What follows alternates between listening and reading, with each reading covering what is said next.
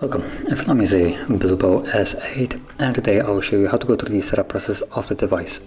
So when you boot it up for the first time, you'll be presented with a welcome screen with all the different languages that you can choose. Now for me, the language that I'm going to choose is already selected by default, English, but if you want to use a different one, then simply select a different language.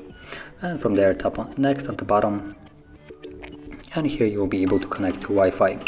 Now this step is completely optional. If you don't have any network around you that you can connect to, or you just don't want to, you can simply tap on skip.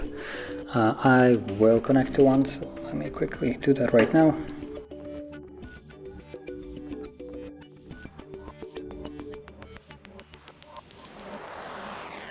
Apparently there is no internet, so I guess I'm just gonna skip this. Oh, there we go, finally connected. Okay, so next one, 360 OS cloud account. Now again, this is completely optional. Disregard this message is something that will keep popping up.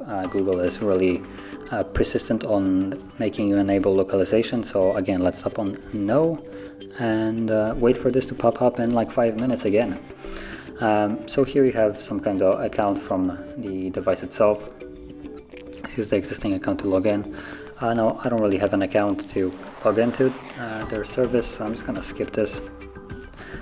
Transfer data. So this would be an option for you to transfer data from an older device, so you can get all the photos, videos, whatever you have, apps back to a new device.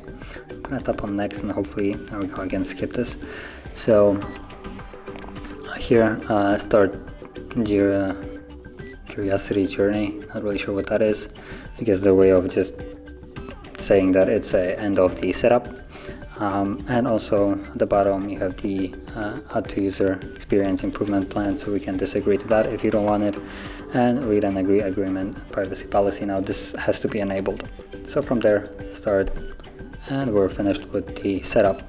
Now also when you finish the setup and you're on the home screen, it does ask you to have access to photos, media and files on your device.